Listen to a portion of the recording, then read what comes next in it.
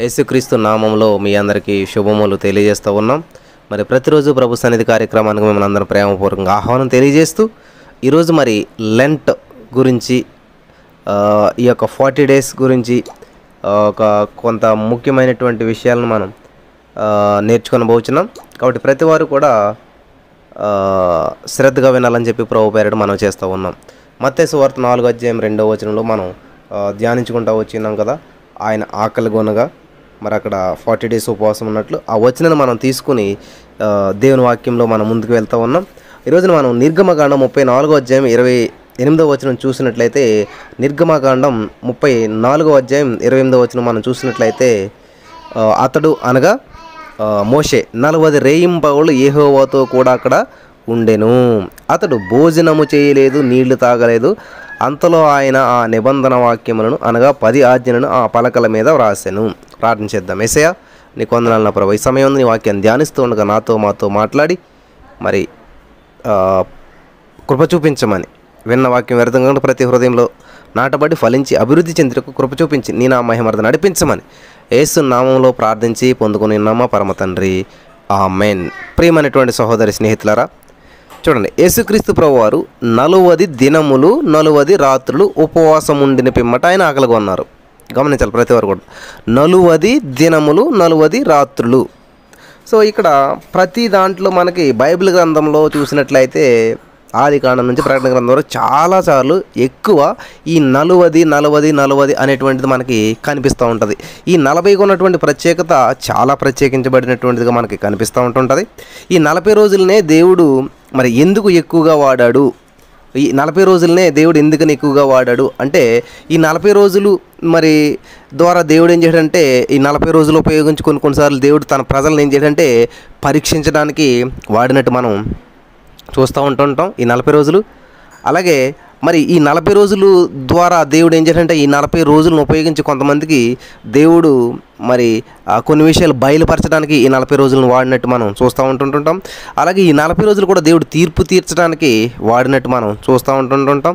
మరి ఈ 40 రోజులు 40 అనేటువంటిది ప్రజలకు విజయాన్ని ఇవ్వడానికి, మరి అలాగే వాళ్ళకి అభివృద్ధిని ఇవ్వడానికి, వాళ్ళని ఆశీర్వదించడానికి, వాళ్ళలో మార్పులు తేవడానికి, ఈ విధంగా అనేక విధములైనటువంటి మరి వాళ్ళకి లెసన్స్ నేర్పడానికి, ఆశీర్వాదాలు ఇవ్వడానికి, దేవుని రాజ్య మర్మాలను బయలుపరచడానికి అనేక విధాలుగా ఈ 40 దినములను దేవుడు వాడుకుంటూ వచ్చిన్నాడు. హల్లెలూయా. దయచేసి గమనించాలి, శ్రమ దినాలందరికీ 40 రోజులు అనేటువంటిది గుర్తొస్తుంది. కాబట్టి అందరికీ అసలు ఈ 40 రోజులని దేవుడు ఎందుకు ఎక్కువగా వాడాడంటే, మరి ఈ ప్రజలందరినీ పరీక్షించడానికి, దేవుడు కొన్ని విషయాలు బయలుపరచడానికి, మరి తీర్పు తీర్చడానికి, ఈ ప్రజలందరూ కూడా మరి విజయం ఇవ్వడానికి, అలాగే వారిని అభివృద్ధి చెందించడానికి, వారికి అభివృద్ధి ఇవ్వడానికి, ఇటువంటి విషయాలన్నిటినీ మరి తెలియజేయడానికి దేవుడు ఈ యొక్క 40 రోజుల్ని వాడుకున్నట్టు మనం చూస్తూ ఉన్నాం. హల్లెలూయా. దేవునికి స్తోత్రం కలుగును గాక. చూడండి, ఇక్కడ బైబిల్ గ్రంథంలోనే మనం మొట్టమొదటి నుంచి మనం చూసుకుంటూ వెళ్ళినట్లయితే ఈ రోజున కొన్ని వచనాలు మీకు చూపిస్తాను నేను. కొన్ని రిఫరెన్సెస్ ద్వారా మనం ముందుకు వెళ్ళిపోదాం. హల్లెలూయా. దేవునికి స్తోత్రం.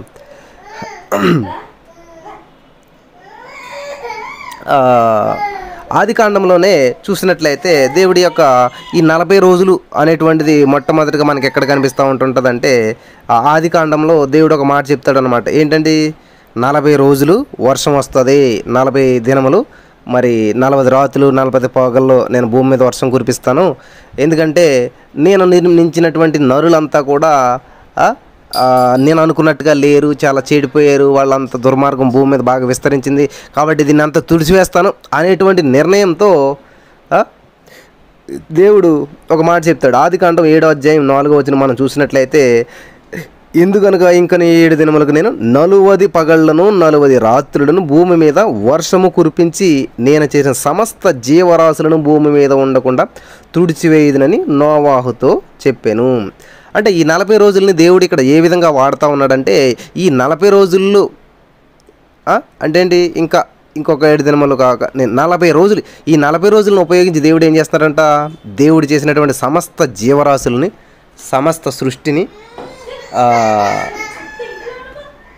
ఏం చేస్తున్నాడంటండి, తుడిచివేస్తున్నాడంట. భూమి మీద ఉండకుండా మరి తుడిచివేయదని అనుకుని నోవాహుతో చెప్తా ఉన్నాడు అనమాట. హల్లెలూయా, దేవునికి స్తోత్రం.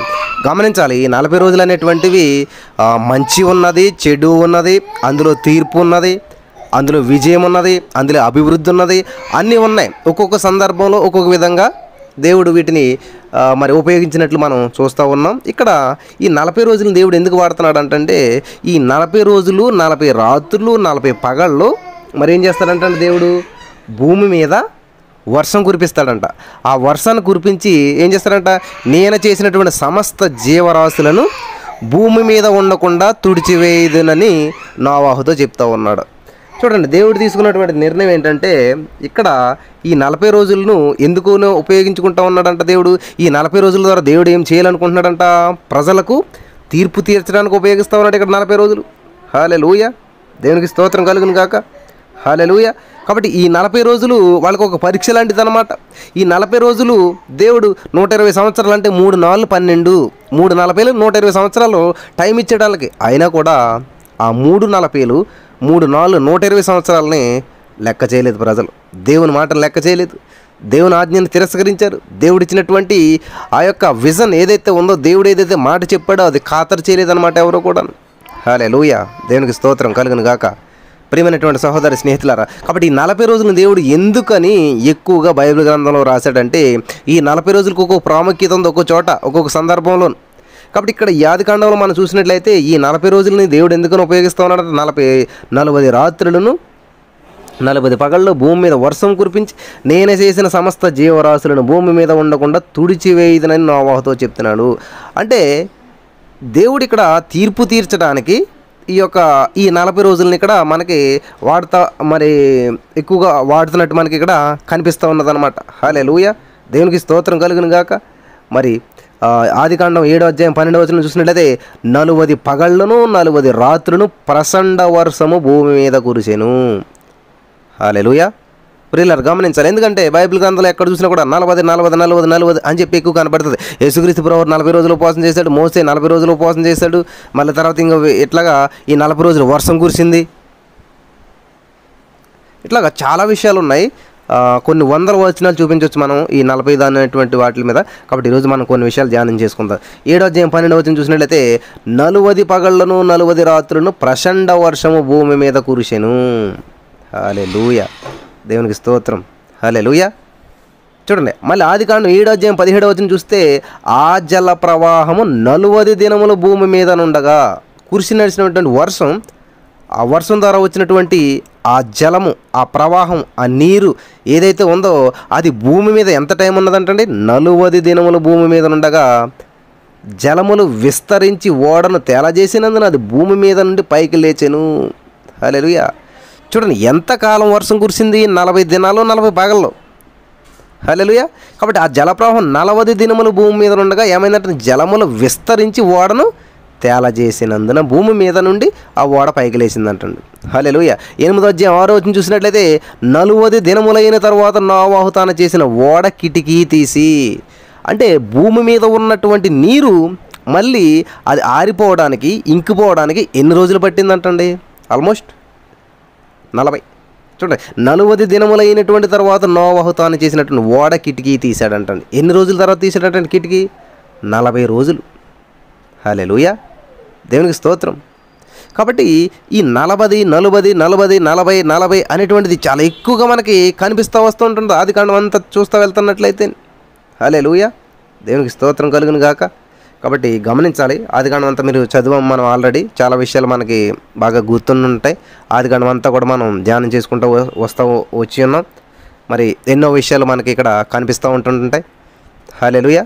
చూడండి, 40 రోజులు 40 పగళ్ళు భూమి మీద వర్షం కురిస్తే ఆ నీరు భూమి మీద 40 రోజులు ఉన్నదంటండి, ఓడను తేలజేసిందంట. హల్లెలూయా. 40 దినములు అంటే 40 రాత్రులు 40 పగళ్ళు. హల్లెలూయా, దేవునికి స్తోత్రం. హల్లెలూయా. 40 దినములైన తర్వాత తాను చేసిన ఓడ కిటికీ తీశాడంటండి. ఎవరు? నోవాహు గారు. ఎన్ని రోజులు అయ్యాకంటండి? 40 రోజులు. ఈ విధంగా దేవుడు 40 రోజుల్ని వాళ్ళకి విడుదలనివ్వట కూడా 40 రోజులే వాడాడు. 40 రోజుల వరకు ఆ ఓడ తలుపు తీయలేదు, బయట ఏం జరుగుతుందో చూడలేదు. 40 రోజుల తర్వాత ఓపెన్ చేశాడు అనమాట అండి ఆయన. అలాగే కాబట్టి ఓన్లీ 40 రోజులు అంటే మనకి ఎప్పుడు కూడా ఉపవాసాలే గుర్తుకొస్తుంటుంటాయి. 40 రోజులు అంటే ఓన్లీ లెంట్ డేసే గుర్తుకొస్తుంటుంటాయి. 40 రోజులు అంటే ఓన్లీ యేసుప్రభువు ఉపవాసం ఉన్నదే గుర్తొస్తుంటుంది. దయచేసి గమనించాలి. ఈ 40 దినములు 40 రోజులు అనేటువంటి దాన్ని దేవుడు ఏ విధంగా వాడాడు. ఇంకా చాలా నంబర్స్ ఉన్నాయి కదా, ఈ 40 ఎందుకు దేవుడు ఎంత ప్రత్యేకించాడు అని చూసినట్లయితే, కాబట్టి ఈ 40లో చాలా ప్రత్యేకత ఉన్నదండి. ఈ 40 రోజుల్లో దేవుడు ఏం చేశాడంటే తన ప్రజలను పరీక్షించాలని చెప్పి, మరి చాలా విషయాలు బయలుపరచాలని చెప్పేసేసి, తీర్పు తీర్చాలని చెప్పేసేసి, ప్రజలకు విజయాన్ని ఇవ్వాలని చెప్పేసేసి, అభివృద్ధిని ఇవ్వాలని చెప్పి ఈ యొక్క మరి 40 రోజులని వాడటం మనం చూస్తూ ఉంటాం. హల్లెలూయా. అలాగే మనం ఈ చూసాం, ఇది నిర్గమకాండం 34:29 చూసినట్లయితే మనకు అక్కడ మోసే కూడా 40 రోజులు ఉపవాసం ఉంటాడు. ఎందుకంటే 10 ఆజ్ఞలు మనకు వచ్చాయి. 10 ఆజ్ఞలు మనకు రావాలంటే మరి మోషే గారు వెళ్ళి అక్కడ 40 రోజులు ఉపవాసం ఉండటం మనం చూస్తూ ఉన్నాం. హల్లెలూయా. దేవునికి స్తోత్రం కలుగును గాక. ప్రియమైనటువంటి సహోదరి స్నేహితులారా, అలాగే సొదొమ గొమొర్రా పట్టణాన్ని నాశనం చేసేస్తానని లోతు దగ్గరికి దేవదూతలు వెళ్తూ ఉన్నప్పుడు అబ్రహాం అడుగుతాడు, దేవా పట్టణాన్ని నాశనం చేసి ఎలాగంటే కనీసం 40 మంది నీతిమంతులు ఉన్నాను నేను రక్షిస్తాను అని చెప్తున్నాడు అక్కడ యేసయ్య. దేవుని దూతలు చెప్తూ ఉంటారు. హల్లెలూయా. కనీసం 40 మంది ఉన్నా అక్కడ నేను రక్షిస్తానని చెప్తూ ఉన్నాడు అనమాట. హల్లెలూయా. దేవునికి స్తోత్రం కలుగును గాక. అలాగే మనకి ఇంకా కొన్ని విషయాలు మనం చూసినట్లయితే ఆదికాండంలోనే ఏంటంటే ఆదికాండం 25:20 చూసినట్లయితే ఇస్సాకు పద్దనరాములో నివసించు సిరియా వాడైనటువంటి బెతూయేలు కుమార్తెను సిరియా వాడునైన లాబాను సహోదరియునైన రిబ్కాను పెండ్లి చేసుకున్నప్పుడు 40 సంవత్సరముల వాడు. చూడండి, మ్యారేజ్ ఎప్పుడు అవుతుందంటండి ఇస్సాక్కి? కరెక్ట్గా 40 years, 40 సంవత్సరములకు వివాహం అవుతూ ఉంది. హల్లెలూయా. దేవునికి స్తోత్రం. హల్లెలూయా. హల్లెలూయా. మరి అలాగే ఈ యాసావు చూడండి, అక్కడ ఎవరంటే ఇస్సాకు రెబ్కాను పెళ్లి చేసుకున్నప్పుడు మరి 40 సంవత్సరాలు. అలాగే ఇస్సాకు కుమారుడు యాసావు. ఈ యాసావు కూడా 40 సంవత్సరముల వాడైనప్పుడు హిత్తీయుడైనటువంటి మరి బేయరు కుమార్తెయగు యహూదీతును, హిత్తీయుడైన ఏలోహ కుమార్తెయగు బాసిమతును పెళ్లి చేసుకొనెను. హల్లెలూయా.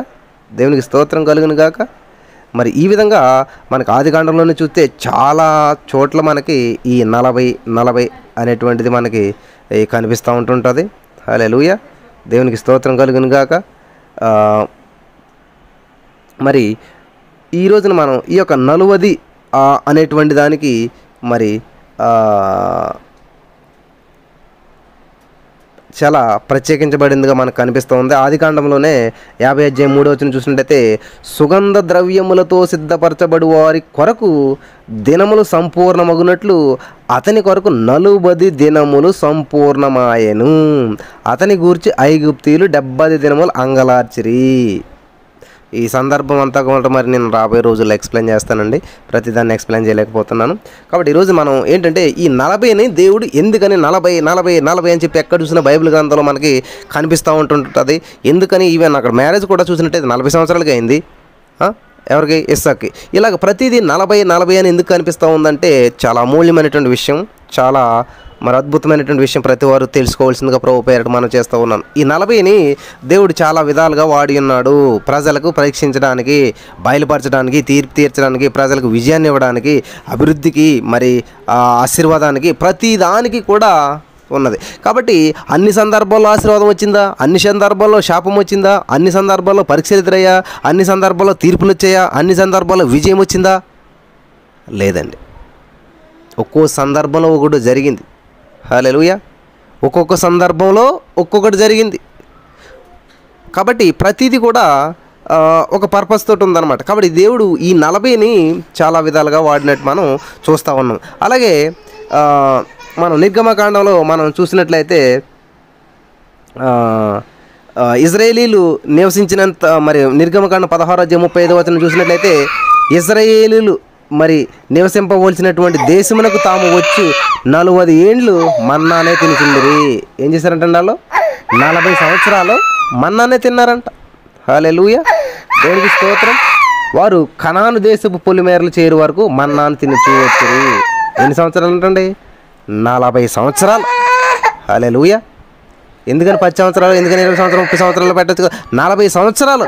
ఇక్కడ నిర్గమకాండం 16వ అధ్యాయం 35వ వచనం మనం చూసినట్లయితే, ఇజ్రాయేలీలు నివసింపవలసినటువంటి దేశమునకు తాము వచ్చు వరకు, దేశమునకు తాము వచ్చు 40 ఏండ్లు మన్నానే తినిచూ వచ్చారు. 40 ఏళ్ళు మన్నాను తిన్నారంటండి. ప్రిల్లరా, అర్థమవుతుందా మీకు అందరికీ? కాబట్టి కేవలం లెంట్ డేస్ అనేసరికి 40 డేస్ అంతే ఉపవాస దినాలు అనేటువంటిది మాత్రమే మనకు గుర్తొస్తుంది. కానీ ఈ 40 రోజులను దేవుడు అసలు ఆది కాండం నుంచే, లెంట్ అనేటువంటి పదం లేనప్పుడే, లెంట్ అనేటువంటి రోజులు లేనప్పుడే, ఈ లెంట్ అనేటువంటిది మనం పెట్టుకున్నటువంటిదండి. మన చర్చెస్లో వచ్చినటువంటి సిద్ధాంతాలు తప్ప ఇవి బైబిల్ నుంచి వచ్చినటువంటి మాత్రం కాదు. బైబిల్లో దేవుడు చేసినటువంటి ఉపవాసానికి, యేసుక్రీస్తు ప్రభువు పరిచర్యకు ముందు ఉన్నటువంటి 40 రోజులకి ఈ లెంట్ డేస్కి అసలు ఏ మాత్రం సంబంధం లేదు. దయచేసి గమనించాలి. ఇక్కడ ఇజ్రాయేలీలు నివసించవలసినటువంటి మరి దేశానికి తాము వచ్చు 40 ఏండ్లు మన్నానే తినుచూ ఉండిరి. 40 ఏళ్ళు మన్నాను తిన్నారు. హల్లెలూయా. దేవునికి స్తోత్రం కలుగును గాక. హల్లెలూయా. చూడండి, ఇక్కడ నిర్గమకాండం 24వ అధ్యాయం 18వ వచనం మనం చూసినట్లయితే, నిర్గమకాండం 24వ అధ్యాయం 18వ వచనం చూసినట్లయితే, అప్పుడు మోషే ఆ మేఘంలో ప్రవేశించి కొండ మీదకి ఎక్కను. మోషే ఆ కొండ మీద రేయింబవళ్ళు 40 దినములుండెను. హల్లెలూయా.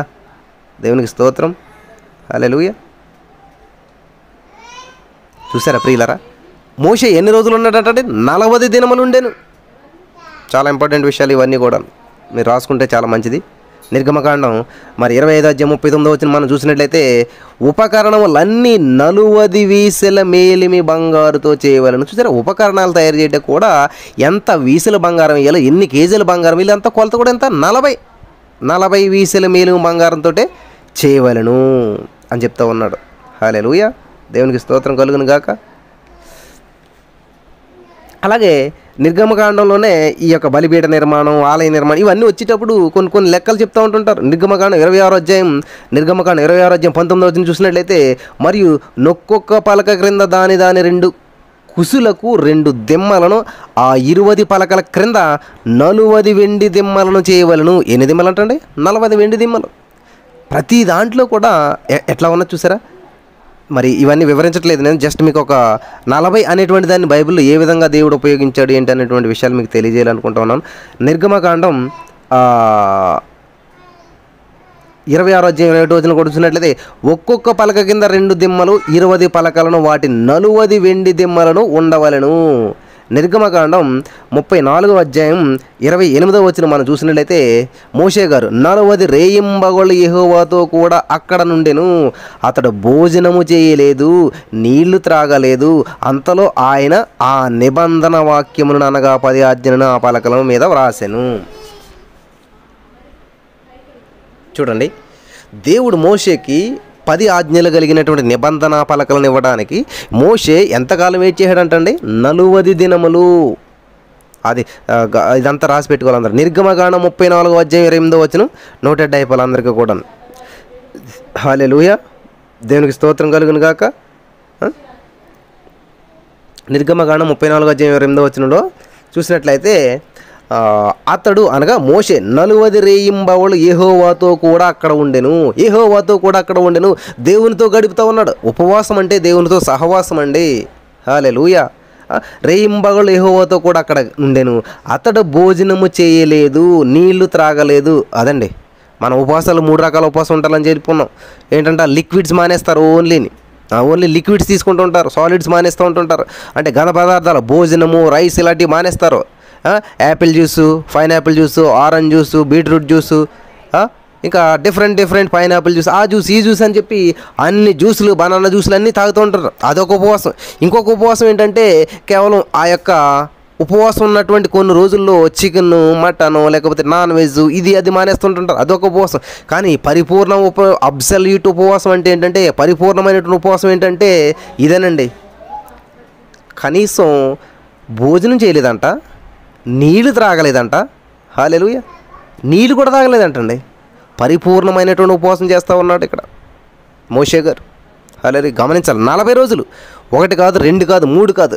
మరి ఒక మనిషి ఒక రోజు భోంచేయకపోతేనే, ఒక పూట భోంచేయకపోతేనే కాళ్ళు చేతులు దడదడలు ఆడుతుంటుంటాయే, మాట రాదు, మాట నీరసం వస్తుంది, కాళ్ళు నడవవు, ఇటువంటి బలహీనతలు ఉంటాం మనం. కానీ 40 రోజులు పోను భోంచేయలేదంటే వదిలేస్తారు, నీళ్లు తాగలేదంటండి. నీళ్లు తాగి బ్రతికేస్తారు కొంతమంది. కానీ కనీసం నీళ్లు కూడా తాగకుండా ఎంత స్పష్టంగా రాయించాడు చూడండి దేవుడు. నీళ్లు త్రాగలేదు. అంతలో ఆయన ఆ నిబంధన వాక్యమును అనగా 10 ఆజ్ఞలను ఆ పలకల మీద రాశాను. దేవునికి స్తోత్రం, హల్లెలూయా. కాబట్టి ఈరోజు నువ్వు ఒక చక్కటి కుర్చీలో కూర్చున్నావు, ఒక చక్కటి సెల్ ఫోన్ నీ చేతిలో ఉన్నది, ఇవన్నీ నీ చేతిలోకి వచ్చినాయి అంటే సమ్వన్ సాక్రిఫైడ్ అనమాట. ఎవరో త్యాగం చేశారు, ఎవరో కష్టపడ్డారు, కాబట్టి ఈరోజు నువ్వు దాన్ని అనుభవించగలుగుతున్నావు. నా ప్రియమైనటువంటి సహోదరి స్నేహితులరా, ఈరోజు మీరు అనుభవిస్తున్న కరెంట్ అయినా, ఈరోజు మీరు కూర్చున్న ఫ్యాన్ అయినా, మీరు వాడుతున్న ఫోన్ అయినా, ఇంటర్నెట్ అయినా, ఏదైనా కూడా ఎవరో త్యాగం చేశారు, ఎవరో నిద్రలేని రాత్రులు గడిపారు, ఎవరో కష్టపడి దాన్ని తయారు చేస్తే ఈరోజున మీరు మనం దాన్ని అనుభవిస్తూ ఉన్నాం, దాన్ని ఆస్వాదించగలుగుతూ ఉన్నాం. హల్లెలూయా, దేవునికి స్తోత్రం. మరి హాయిగా నిద్రపోతూ మధ్యాకాశంలో ప్రయాణం చేస్తూ ఉన్నాం, ఫ్లైట్స్లోను, ఏరోప్లేన్లోను, ఫ్లైట్లలోను, ప్లేన్లోను, ఇవన్నిటిలోను ఎలా ప్రయాణం చేయగలుగుతున్నాం మనం? కొంతమంది నిద్రలేని రాత్రులు గడిపారు కాబట్టి, దాన్ని ఎంతో కష్టపడి కనిపెట్టారు కాబట్టి ఈరోజు మనం హాయిగా వెళ్తూ ఉన్నాం, మధ్యాకాశంలో కూర్చొని భోజనం చేస్తూ ఉన్నాం, మధ్యాకాశంలో స్నానం చేస్తూ ఉన్నాం, మధ్యాకాశంలో నిద్రపోతూ ఉన్నాం. ఇవన్నీ ఎలా జరుగుతున్నాయి? ఎవరో ఆల్రెడీ సాక్రిఫైస్ చేశారు, వాళ్ళ నిద్రని సాక్రిఫైస్ చేశారు, వాళ్ళ జీవితాలను సాక్రిఫైస్ చేశారు, వాళ్ళకు ఉన్నటువంటి కొన్ని విషయాల్లో వాళ్ళ ప్రాణాలను పెట్టినటువంటి వారు వాళ్ళంతా సాక్రిఫైస్ చేయటం వల్ల ఈ రోజున మనం వాటన్నిటినీ అనుభవిస్తూ ఉన్నాం. లేదులేండి, మేము డబ్బులు కడుతున్నాం, టికెట్ తీసుకుంటున్నాం. డబ్బులు కడతాం వల్ల వచ్చినాయి కాదండి ఇవన్నీ కూడా, ఎవరో ఒకరు త్యాగం చేయటం వల్ల మనం వాటిని అన్నిటినీ అనుభవిస్తున్నాం. కాబట్టి ఈ 10 ఆజ్ఞలు రావడానికి మోషే 40 రోజులు భోజనం చేయలేదు, ఈ 10 ఆజ్ఞలు మనకు తీసుకురావాలని చెప్పి. ఈ 10 ఆజ్ఞలు రావడానికి 40 రోజులు మోషే ప్రజలతో కనెక్షన్ లేదు, ప్రజల వైపు చూడలేదు, ప్రజలను పట్టించుకోలేదు, కేవలం దేవుని సన్నిధిలో గడిపాడు, నిద్రాహారాలు మానేశాడు, కనీసం మంచినీళ్ళు కూడా తాగకుండా ఏం చేస్తున్నాడు అంటే అక్కడ ఆలోచన చేస్తారా? అదండి ఉపవాసం అంటేని, అదండి సహవాసం అంటేని, అదండి దేవునితో గడపడం అంటేని. అంతేగాని ఒక ఆగుప్రవా 2 రోజులాగా నేను మళ్ళీ వస్తాను, ఒక 10 రోజులాగా నేను మళ్ళీ వస్తాను, కిందకి వెళ్ళి వస్తాను, అలా ఏం జరుగుతుంది ఏంటోను, వాళ్ళు ఉన్నారో పోయారో, వాళ్ళు ఏం చేస్తున్నారో చూసి వస్తాను, నేను మళ్ళీ కంటిన్యూ చేస్తాను ఉపవాసం, ఈ పూటకి నాకు ప్రాణం దడ వస్తుంది కాబట్టి ఈ పూటకి తినేస్తాను, రేపు నుంచి చేస్తానులే, వారం రోజులు చేశాను కదా చాలులే, మళ్ళీ 10 రోజులు ఆగిపోయింది కదా. ఇట్లా కాదండి, 40 రోజుల్లో కనీసం నీళ్లు తాగలేదంట, మంచి నీళ్లు తాగలేదు. How is it possible? Hallelujah, hallelujah, దేవునికి స్తోత్రం. మనకు బైబిల్ గ్రంథం ఎలా వచ్చింది అని మనం ఎవరన్నా అడిగితే ఎంతమంది రాశారంటే 40 మంది రాశారంటారు. 40 మంది ఎలా రాశారంటే పరిశుద్ధాత్మ ప్రేరణ ద్వారా రాశారంటారు. మీకు ఆదికాండం అంతా చదువుతున్నప్పుడు ఒక అమూల్యమైనటువంటి అద్భుతమైనటువంటి ఒక డౌట్ రావాలి మీ అందరికీ కూడా. ఏంటి? ఇప్పుడు ఆదాము ఎలా పుట్టాడు? దేవుడు ఆలోచన వచ్చింది, మట్టిని తీశాడు, నరుని చేశాడు, నాసికారంధ్రాలు జీవాయుధుడు, నరుడు జీవాత్మ అయిపోయాడు అని చెప్పి ఎవరు రాశారు? ఆదాము పుస్తకంలో డైరీలో రాసుకున్నాడా? ఆదాము గారు రాసుకున్నటువంటి డైరీ ఎవరికైనా దొరికిందా? ఆ డైరీలో రాసుకున్నటువంటి మ్యాటర్ని అంతా కలెక్ట్ చేసి ఆదికాండం అనేటువంటి పుస్తకం ఎవరైనా రాశారా? నోవాహుకి ఈ జలప్రళయం వచ్చింది, నోవాహు 120 సంవత్సరాలు మరి సువార్త ప్రకటించాడు, ఆ ఓడకి మేకలు కొట్టాడు, సుత్తిచ్చి కొట్టాడు, ఇదంతా కూడా నోవాహు ఏమైనా డైరీలో రాసి పెట్టుకున్నాడా? యేసోబు జైల్లోకి వెళ్ళాడు, యేసోబు జైల్లో ఉన్నాడు, ఇలా జరిగింది అలా జరిగింది, ఆయన అవమానించారు, పోతీఫర్ భార్య ఇలా చేసింది, లేకపోతే ఫరో ఆయన అలా చేశాడు, ఇవన్నీ ఏమన్నా యేసోబు ఏమన్నా డైరీలో రాసుకుంటే ఆ డైరీ మిస్ అయిపోయి పురాతన తవ్వకాలు దొరికితే తర్వాత వాళ్ళు ఎవరైనా బుక్గా ప్రింట్ చేశారా? ఇప్పుడు ఇలా ఆలోచన చేయాలి ప్రతి వారు కూడా, చాలా అమూల్యమైనటువంటి విషయాలు. హల్లెలూయా, దేవునికి స్తోత్రం. లేకపోతే ఆదామవ్వలో పుట్టినప్పుడు మోషే గారు ఏమైనా పక్కన ఉన్నాడా? అక్కడ ఎలా జరుగుతుందో ఏంటి అని ఏమైనా చూస్తూ ఉన్నాడా? ఆదాము గారికి, అవ్వగారికి, యోసేపుకి అందరికైనా మోషేకి ఏమైనా సంబంధం ఉన్నదా?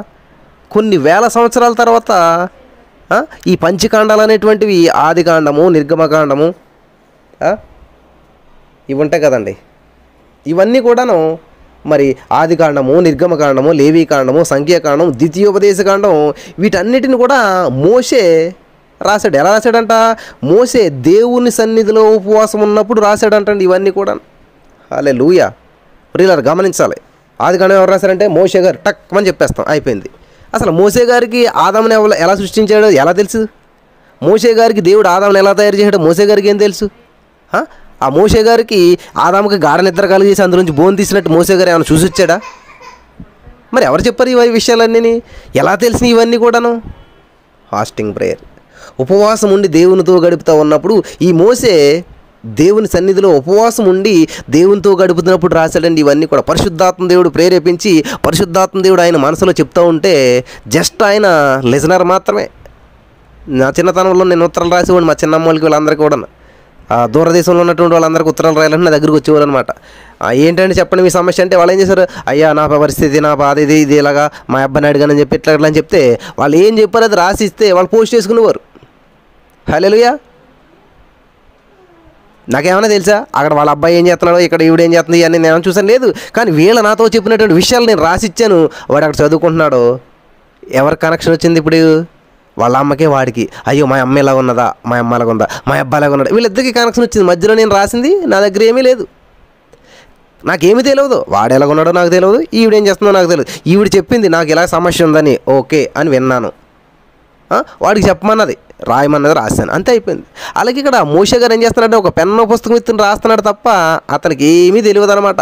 ఆదాము ఎలా పుట్టాడో తెలియదు, ఎలా చనిపోయాడో తెలియదు, ఏం చేశాడో తెలియదు, ఏ చెట్లు చాటును దాకున్నాడో, ఎలా చేశాడో ఏమీ తెలియదు. కాబట్టి పరిశుద్ధాత్మ దేవుడు ఈ మోషే గారికి విషయాలన్నీ తెలియజేస్తూ ఉన్నాడు. ఎప్పుడు? హల్లెలూయా. ఈ మోషే గారు మరి దేవుని సన్నిధిలో ఉపవాసం ఉన్నప్పుడు, దేవుని సన్నిధిలో ఉపవాసంతో దేవుని సన్నిధిలో సహవాసం చేస్తూ ఉన్నప్పుడు మోషే గారికి అమూల్యమైనటువంటి విషయాలన్నిటిని కూడా దేవుడు తెలియజేస్తూ వస్తున్నాడు. పరిశుద్ధాత్మ దేవుడు తెలియజేస్తూ వస్తూ ఉన్నాడు. హల్లెలూయా. దేవునికి స్తోత్రం. పరిశుద్ధాత్మ దేవుడు తెలియజేయడం వల్లనే రాయగలిగాడు ఈ విషయాలన్నీ కూడా. అంత క్షుణ్ణంగా చెట్లు చాటున, ఆకులు చోట, లేకపోతే ఏది ఒక పదము, ఒక ఓడు, ఒక ప్రతిదీ కూడా అట్లా రాయడానికి కారణం ఏంటంటే పరిశుద్ధాత్మ దేవుడు వాటన్నిటిని రివీల్ చేశాడు కాబట్టే రాయగలిగాడు అనమాట. హల్లెలూయా. రాయటం అంటే ఏదో పెన్న పుస్తకం పెట్టి కాదండి, జరిగింది జరిగినట్టు దేవుడు, పరిశుద్ధాత్మ దేవుడు ప్రేరేపణనిచ్చి మరి వీళ్ళ చేత రాయించడం జరిగింది. హల్లెలూయా. దేవునికి స్తోత్రం కలుగును గాక. అమ్మ అర్థమవుతున్న వాళ్ళందరూ ఆమెను చెప్దాం. దేవునికి మహిమ కలుగును గాక. కాబట్టి ఈ మోషే గారు రాసినటువంటి ఆదికాండంలో మోషే గారు ఎక్కడ వస్తాడు, అసలు ఎక్కడ కూడా కనబడ్డా ఆయన. మోషే గారు ఎక్కడ పుట్టాడు అన్నట్టు ఎక్కడ ఏమన్నా మనకి నిర్గమకాండంలో మనకి మోషే గారు కనిపిస్తూ ఉంటుంటే అక్కడ మోషే గారు ఎలా పుట్టారు ఏంటి అనేటువంటి విషయాలంతా కూడా. హల్లెలూయా. కాబట్టి తాను లేనటువంటి దాన్ని, తాను చూడనటువంటి దాన్ని, తనకు తెలియనటువంటి దాన్ని ఉన్నట్టుగా స్పష్టంగా, క్లియర్గా, అంత స్పష్టంగా రాయగలిగినటువంటి వ్యక్తి మోషే. ఎందుకని రాయగలిగాడు అలాగా? ఎలా రాయగలిగాడు? ఈ విషయాలని ఎలా తెలిసినాయి అని మనం ఆలోచన చేస్తే ఎలా తెలిసినట్టండి? ఎలా తెలిసినట్టండి? పరిశుద్ధాత్మ దేవుడు సహాయం చేయడం వల్ల మరి ఆ మోషే గారు మరి ఆ దేవుని సన్నిధిలో ఈ గడపటం, ఉపవాసం ఉండి గడపటం వల్ల ఇవన్నీ కూడా మనకు తెలియజేసినట్టు మనకి కనిపిస్తూ ఉంది. అందుకే నిర్గమకాండం 34వ అధ్యాయం 28వ వచనం చూసినట్లయితే ఏం చేస్తారంటే 40 రేయింబగళ్ళు యెహోవాతో కూడా అక్కడ ఉండెను.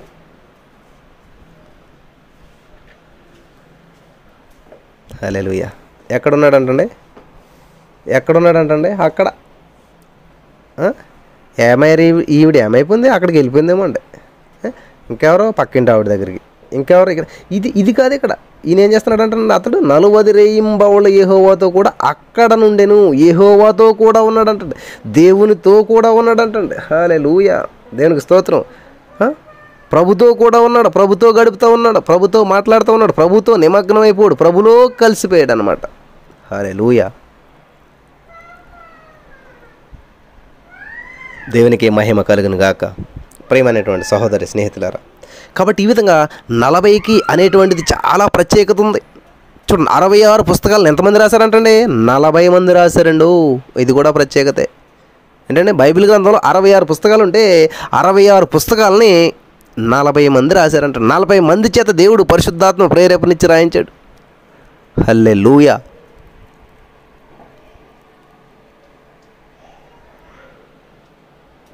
ఆ 40 మందికి దేవుడు ఆత్మ ప్రేరేపణిచ్చి 66 పుస్తకాలని, ఈ బైబిల్ గ్రంథంలో ఉన్న 66 పుస్తకాలని 40 మంది చేత రాయించాడు. అది కూడా చాలా అద్భుతమే. కాబట్టి ఇక్కడ మోషే గారు 40 రేయింబగళ్ళు యెహోవాతో కూడా అక్కడ ఉండెను. హల్లెలూయా. ఎక్కడ? దేవుని సన్నిధిలో, దేవునితో సహవాసం చేస్తూ ఉన్నాడు, దేవునితో మాట్లాడుతూ ఉన్నాడు, దేవునితో గడుపుతూ ఉన్నాడు. హల్లెలూయా.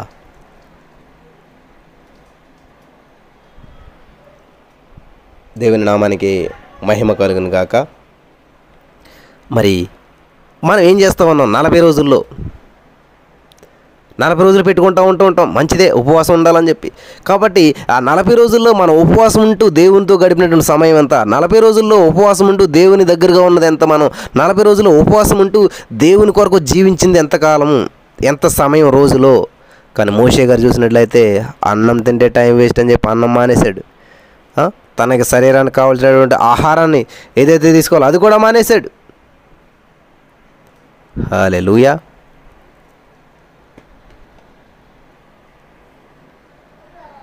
దేవునికి స్తోత్రం. దేవునితో గడుపుతూ ఉన్నాడు. ఉపవాసం అంటే సహవాసం, దేవుని దగ్గర ఉండటం, దేవుని సన్నిధిలో ఉండటం. హల్లెలూయా. దేవునికి స్తోత్రం కలుగును గాక. హల్లెలూయా.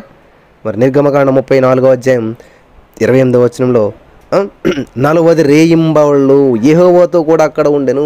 యెహోవాతో కూడా ఉన్నాడంట. అదే నిర్గమకాండం 24:18 కూడా ఉంది. అప్పుడు మోషే ఆ మేఘంలో ప్రవేశించి కొండ మీదకి ఎక్కిన మోషే ఆ కొండ మీద రేయింబవళ్ళు 40 దినములు ఉండెను. హల్లెలూయా.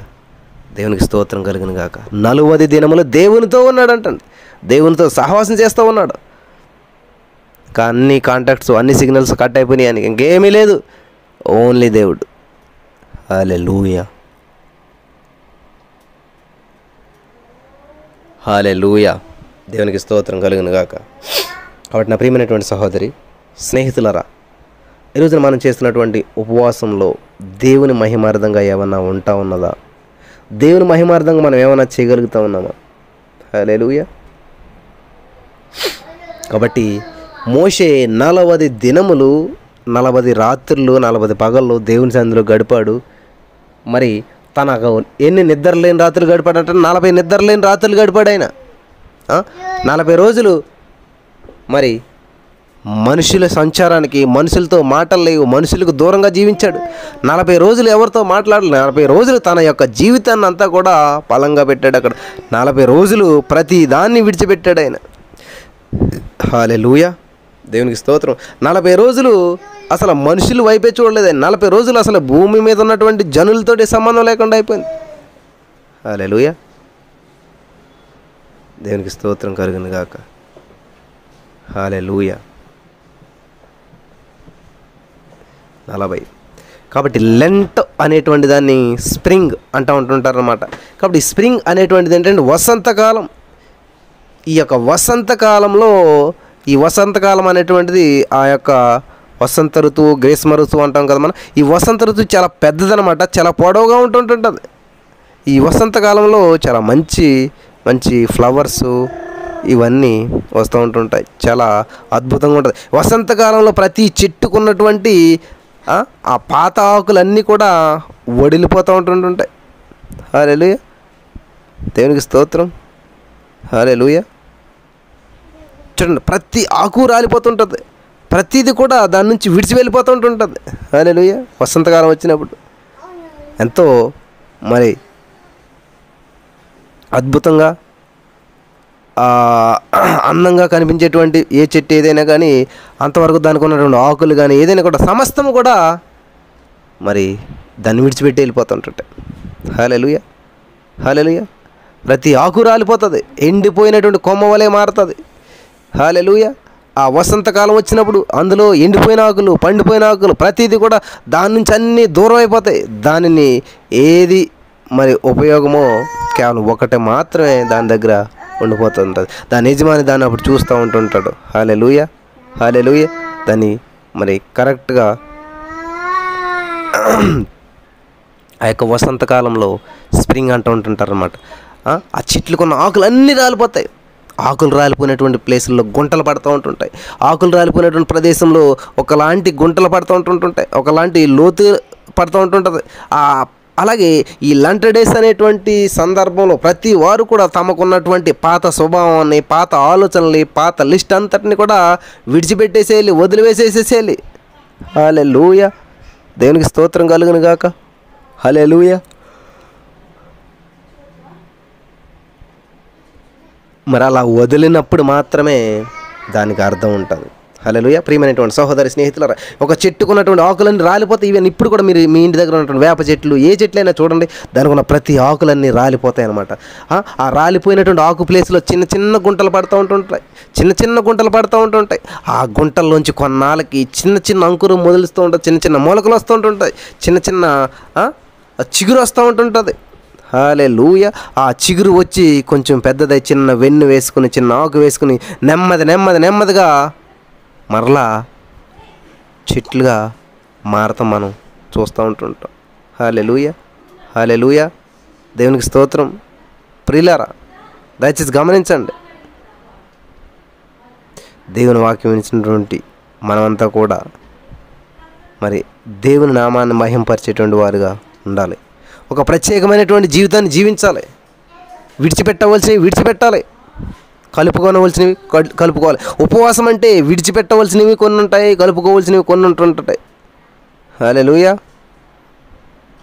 మరి దేవుడు మనకిచ్చినటువంటి అమూల్యమైనటువంటి అవకాశాన్ని సద్వినియోగం చేసుకొని దేవుని నామాన్ని మహింపద్దాం. Hallelujah. Thank you Jesus, thank you Jesus.